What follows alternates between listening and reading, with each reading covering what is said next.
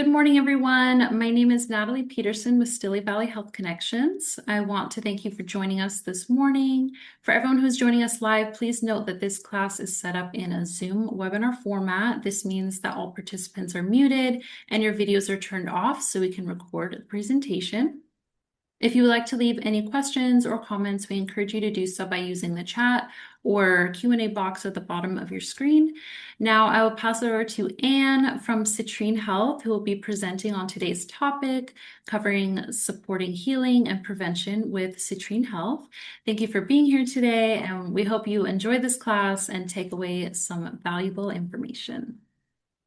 Hey, good morning. As she said, my name is Ann Miles, and I'm from Citrine Health. Citrine Health is a nonprofit organization. We're based out of Everett in Snohomish County. We have several services that keep us going, but a lot of time for a presentation like this, I do like to give a little background on the organization and where we've been. We are a nonprofit organization, and we have we've been around since the mid-90s. We began as a program primarily for women with living with HIV. At the time, there were no services for women living with HIV, and so our director formed an organization that would primarily just service women with HIV. She partnered with the Snohomish Health District. They had some services, and she took over some of the other services, and that became our organization. And we were at that time called the Positive Women's Network. And as the Positive Women's Network, we offered support services and gatherings and information and education for women living with HIV at the time. There were very few services in Snohomish County for that. So we filled a gap for women. And it was so well received by the women that it grew. And it grew in 2000. We took over a program that was at the Department of Health, the Snohomish County Department of Health, that they had a program for women with HIV who could get free massage through the program. And so we took over that program because that woman was leaving, and we formed a part of us called TLC, and TLC was for women living with HIV who could get a once a month free massage through our program. And it was so well received by those women, we recognized it as something that we could grow for women. Any woman living in Snohomish County living with a chronic illness, they could access free massage through our TLC program. And that was so well received that grew into we formed a women's wellness center in 2007, and we moved into a building that was much larger, and we had a women's wellness center there where we had massage and Reiki and reflexology and all kinds of different services for women. We also had a small gym where they could also get exercise, and we had yoga classes and Tai Chi classes and all different services for women that they could come and join. And so it was, and the services were free for women with chronic illness, and healthy women could come as well. And it was membership based for them. But it was a wonderful place to be and a wonderful place to grow. And in the middle of that, we also started offering, because we're a nonprofit agency, we could offer other services. We could get grants for different programs. And the first grant we got was for basic food, where we could do outreach for the basic food program for people to get on food assistance. And so we would go out in the community and put flyers, and the community being from Snohomish County North. We would put flyers and we put information in all kinds of places that people would get it, so they could call us and we could connect them to basic food information and how they could get food assistance. In the same time, we actually got contracted with the Department of Health for a program called the Breast and Cervical Health Program that they were offering. And we were contracted as an outreach agency for them. And so we added that same outreach information into the 5 northern counties, and we would any place we would go and give basic food information, we would also give information about how people could become part of the breast and cervical health program. And I'll go into more detail about what that program is in a minute. And so that also grew. And in 2006, we became one of the prime contractors for the breast and cervical health program. So along with the services we were offering for the Women's Wellness Center, we also were the prime contractor in the 5 northern counties for the breast and cervical health program. So we would contract directly with clinics in the area for that program.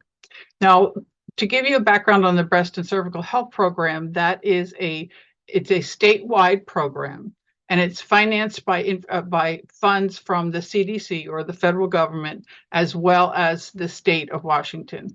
The federal government gives every state a pocket of money that's specifically for breast and cervical cancer screenings for women. And each state can do what they can manage that money however they want to. And Washington has taken it and then added state funds to it. And what they've done is split the state into prime contractors, and the prime contractors manage specific counties for that program. And Citrine Health manages now the 5 northern counties, so Snohomish County, Skagit, Whatcom, San Juan, and Island counties were contracted with providers in those counties for this program. And in 2012, we also took on Pierce County as one of the counties that we manage. And so that means that we contract directly with those clinics for the program. Women enroll through us for the program and we help determine their eligibility for it. We enroll them into the program, and then we send them to one of the contracted clinics in their area to get the services for this. And I can go over to, I have a flyer here that I can show you about the BCHP program, what it is to enroll. What it takes to enroll. These are the services that we cover for the program. And this is how we determine women's eligibility for the program. The first and foremost is that they cannot qualify for Apple Health. Apple Health is a statewide Medicaid program that you can apply for. And Apple Health is, you apply for it up to 138% of poverty is the income guidelines for that. And if you qualify for Apple Health, or even if you qualify to apply for Apple Health, you don't qualify for BCHP. And the reason for that is that Apple Health would cover all the services that we do if you had that insurance. So we have women first check to be sure that they don't qualify for Apple Health. And if they don't qualify for Apple Health, then they can apply for BCCHP. Now, as you can see, our income guidelines are higher than 138%. They go up to 250.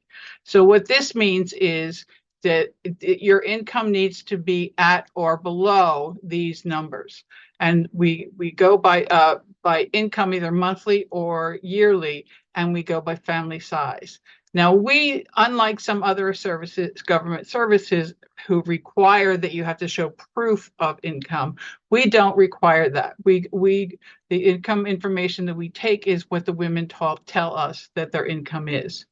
And we base the income on the money that woman is making a month or a year. What is the money that she is living off of? And if she has no personal income, what is the money she's living off of? Is it through a spouse, or through a partner, or through a family member, or whatever? What is the money that she is living off of? And how many other people are living off of that same income? And that's how we determine family size. Who else is living off of this income? How many other people? We don't have to know who. We just need to know how many other people are living off of that same income. And so if she qualifies and she fits these guidelines, and these are the current 2026 guidelines, and it does change every year and goes up a little bit too each year. If she fits within these guidelines and she does not have any other insurance, then she can apply for BCCHP. And you can see these are the services that we offer through BCCHP. So we offer pap smears for women, and starting at age 21, we offer pap smears and HPV tests. We'll do an HPV test if the pap is positive for 21 to 29. After that, we automatically offer an HPV test and a pap starting at 29. This says everything goes to 64 because Medicare kicks in at 64, and Medicare would cover these services. But if she does not qualify for Medicare, she can continue to get BCHP services over the age of 64. Okay. We do any follow-up to the PAP that you would have. So if she had a positive PAP and a positive HPV and she needed further testing like colposcopies or diagnostic leaps, we cover all those diagnostics as well.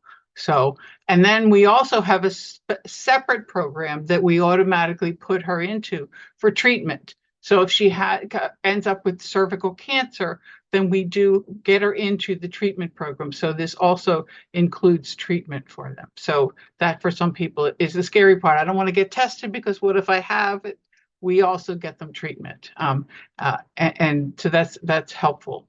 So, and then the breast piece is screening starts at age 40. The guidelines for breast cancer screenings they start at age 40. That means she doesn't have any symptoms, she doesn't have anything else, but she just wants to get screened.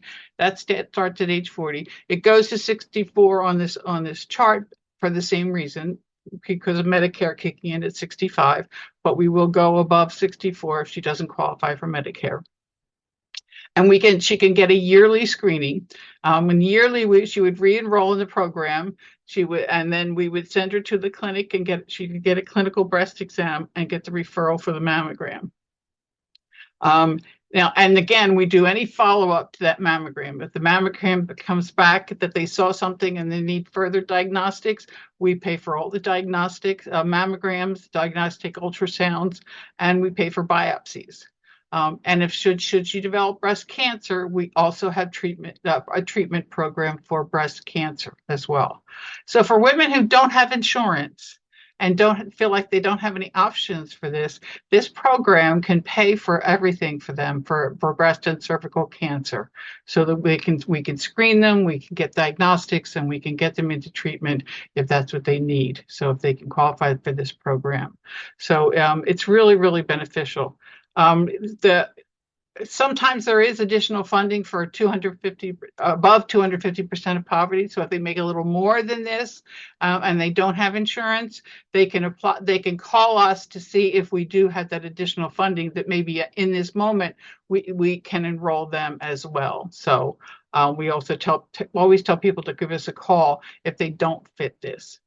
The other piece is that for women who have insurance, I don't know if you know this, but women who have insurance, all insurances cover screenings without her having to pay out of pocket. So any insurance that you have, you can go and get a pap smear, and you can go get a mammogram, a screening mammogram, and not have to pay anything out of pocket. But if you need diagnostics, then you're paying into your deductibles. That means you're paying out of pocket until you meet your deductible. And then you would also potentially have an 80-20 split. So you'd be paying 20% of the bill, depending on your insurance. But you would still be paying money out of pocket for diagnostics, from diagnostics forward. Our program, those women can apply for BCCHP to be a secondary insurance for them. So you have insurance, they already had a screening and that was already paid for by the insurance, but now you need diagnostics, or you go to your doctor because you're having a symptom and you have to go right into diagnostics. We could be a secondary insurance for them. So we could pay what their insurance will not pay. So instead of them paying out of their deductible, we could pay those fees for them.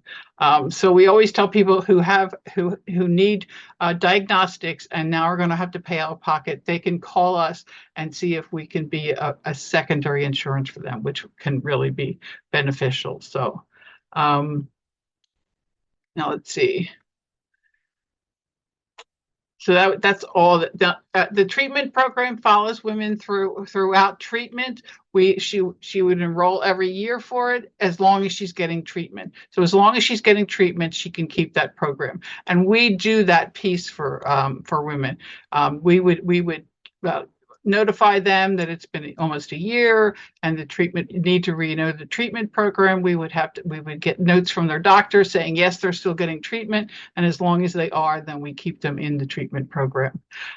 We do even, and for breast cancer, that says a lot, because breast cancer, we include a hormone treatment as part of that treatment.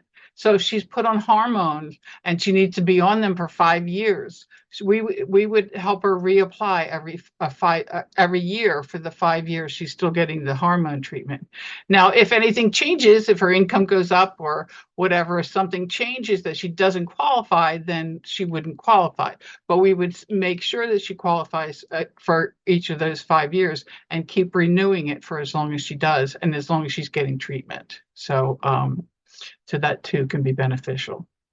So this program is a life-saving program, and we're really grateful that we have the ability to offer it to women. And again, it's throughout the state. So if you know somebody who lives maybe not in our counties, you can give us a call and we can refer them to the right person, the right prime contractor throughout the state. And it's the same for the every state has a pocket of this money as well. So we have women who, now somebody's visiting from out of state, and they want to get services. They can't get services if they're visiting, but we can give them the information about their state and who to call within their state to get the same services. So it can be really beneficial.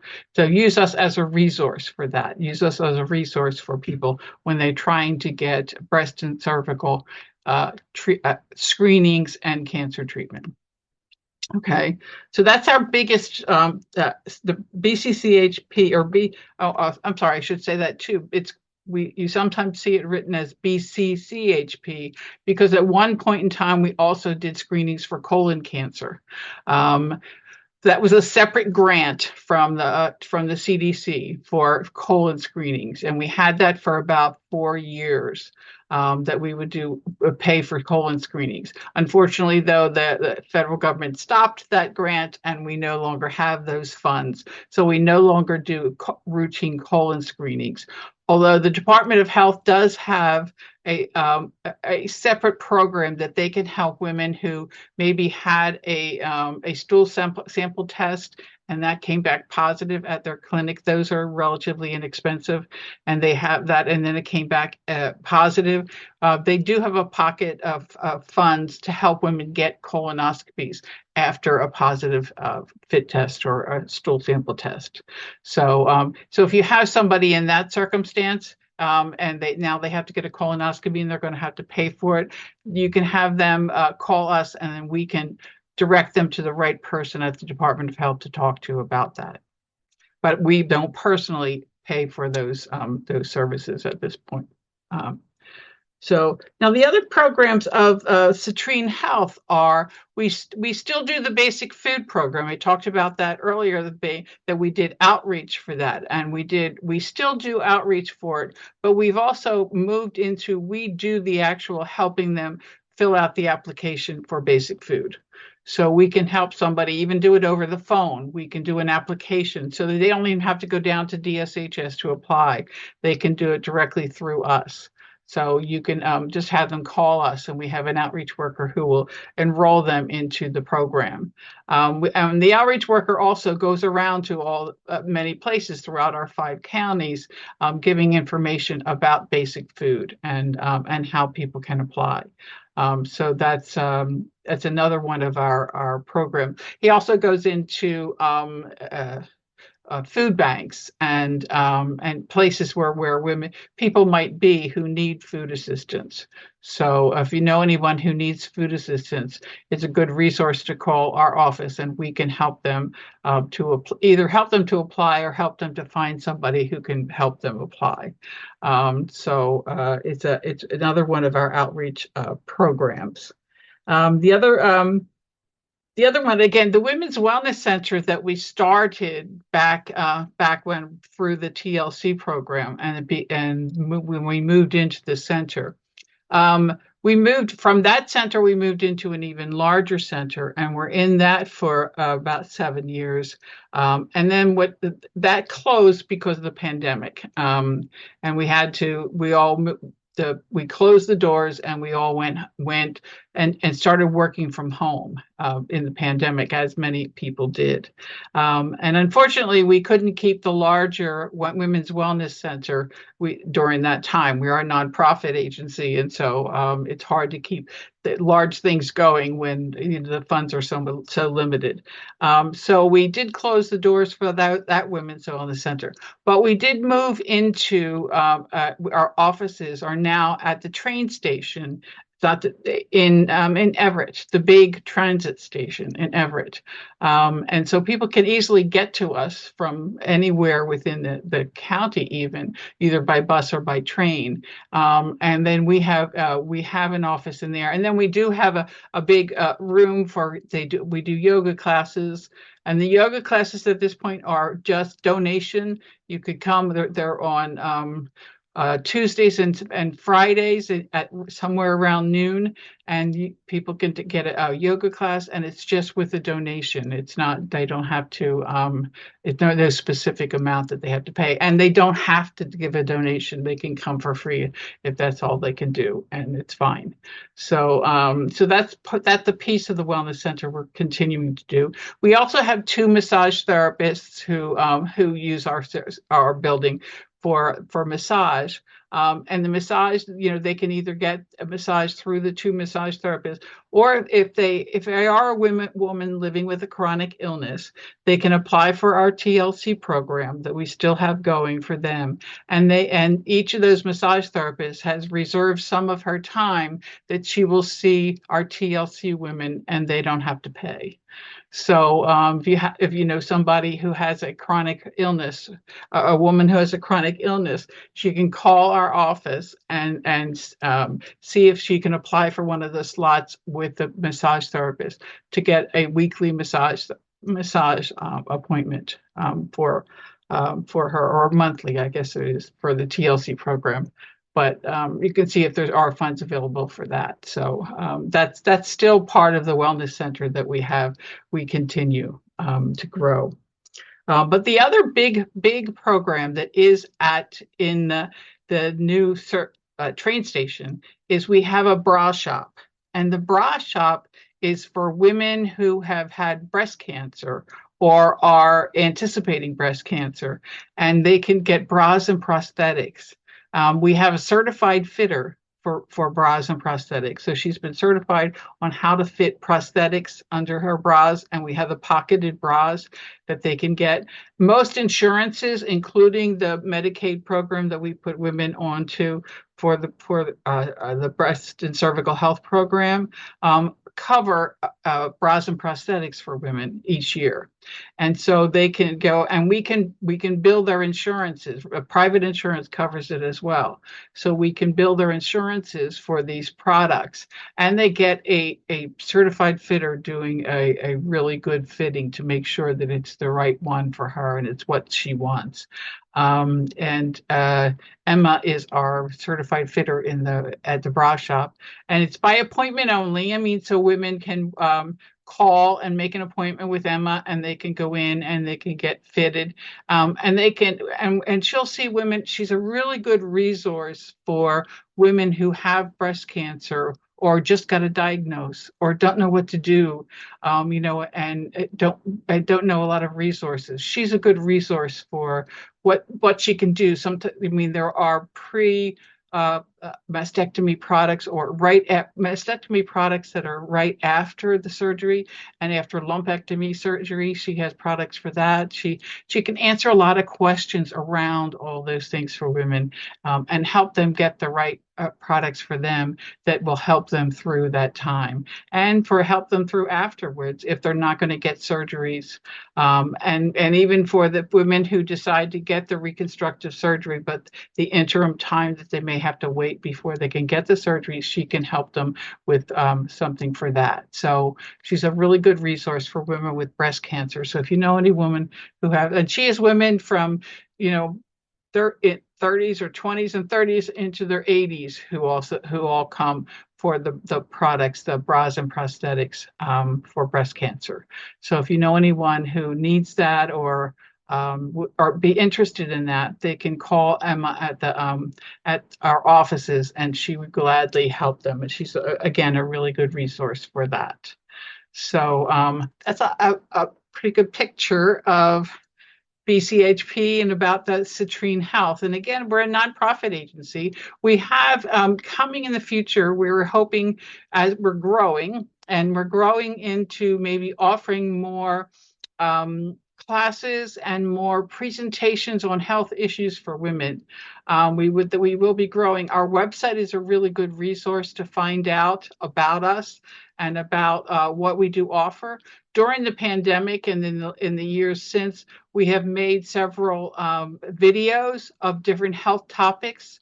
We've also interviewed some people who are part of other agencies throughout the area and what it is that they do. So there's information about other agencies as well through the video program. So there's a lot of good resources on our website that can help you find resources. And again, through the website, you can even ask for information, and we can help you. Another piece that we do through the agency, as part of one of the fundraisers we do for our nonprofit, is we make keychains. And the keychains are they're made with beads of certain sizes, and those sizes represent breast lumps. There's a large one that's actually the average size lump found by a woman by accident. She's in the shower and she goes, I wonder what that is. Goes to her doctor and gets it checked. And the first bead is the average size of that one found by accident. The next is the average size found by a woman who does regular self-breast exams. She checks her breast every month to see so that she knows what's normal for her and what's not normal, and she's more likely to feel something that's not normal if she's done that a lot. So there's an average size for that. Then there's the next one down is the average size lump found by a woman with her first mammogram. And that the difference with the first mammogram is they don't have anything to compare it to. So it's a larger one because they're not comparing, they're just trying to see if there's one in there. But once with subsequent mammogram, the next beads are the average size woman found who has regular mammograms. And you can see I don't know if I can even bring up a picture, I don't have one here, but you could go on the website and there's a lot of information about it. But the smaller one is the average size found by a woman who has regular mammograms. And you can see the difference between that larger one that you find by accident versus the smaller one that they could find with when you get regular mammograms. And the difference with the regular mammograms is they compare them. You have one mammogram and they compare the next one to that one to see if there's any differences with the two. And they're more likely to be able to find things if they can compare the mammograms. So what regular mammograms are really the only way that we don't have a prevention for breast cancer at this time. Hopefully somewhere down the line we will. But the best that we have is to find things early, because the differences, and this is a really good visual, this keychain is a good visual to show you that the differences, and the difference between that large one and what that means in treatment and the small one and what that means in treatment is huge. I mean, the large one may mean mastectomy is the only way you can handle it, meaning losing your breast. The smaller one may mean a lumpectomy that leaves a smaller scar. The same for the treatment afterwards, depends on the size and what they have to do for the surgery. So it's really it's beneficial to see this because it gives you a good visual reminder to get your regular mammograms. Another thing that we do is during October, we have something that we call Bra Bedazzle. and we make and then hang, we decorate bras with all kinds of different just any kind of buttons and feathers and stones and, well, all kinds of really cool stuff, and we end up hanging them all around the area. Primarily right now we're doing them in in hairdressers. A lot of our hairdressers are hanging these for the month of October as reminders for women to get breast mammograms, get their mammograms so that they stay on top of their breast screenings. Because again, that's the best we can do for breast cancer prevention right now, is to catch things early and to get regular mammograms. And our program helps women who don't have insurance to do that. And if you do have insurance, then it's a reminder to use that insurance to get your yearly mammogram so that you don't so that you can catch it. If you have breast cancer, you'll get it early, and your chances of survival and getting through it easily are higher. So, and we like to help anyone through that, whoever has if you have somebody who has breast cancer or has questions about it, we can be a good resource for you about that. So you can contact us. I will be sending you sending brochures into actually small flyers right now is what we have for the program. I will be sending them into the Stilly Center so that you could get that information from us. You could also get the information from Natalie. She can connect you to me and to the program. And also our website is citrinehealth.org. And if you go on to, and Citrine is Citrine health.org. And if you go on the website, that gives you a lot of information about our different programs and how to connect with us and how people can enroll into different programs. So feel free to do that. We also try and keep that updated with a lot of different things that happen to be going on that you need to that are breast and cervical cancer related and women's health related. And we like to it's a good resource for you to go there. So I hope this has been helpful for you and helpful to learn about Citrine Health.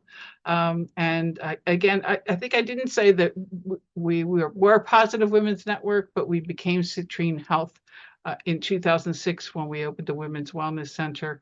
And we started to do basic food applications. So we know that men were also trying to access resources. We wanted to be sure that they felt comfortable and it wasn't necessarily just a women's organization, that they could also access services through us. So we became Citrine Health, and we are known as Citrine Health because citrine is a healing stone. And we felt like that spoke of who we wanted to be within the community, is a healing organization, or an organization that helps us all reach our best place of health. So think of us as that and know that we are here for you if you need us. And it's been wonderful talking to you today. And thank you for having me. Thank you again, Anne, for sharing all these incredible services. As you are leaving today's webinar, there will be a quick 6-question survey that will appear on your screen. We would love it if you could take a minute to let us know your thoughts on this topic. If you have any feedback or suggestions for any future classes or presentations, and we hope to see you at the next one.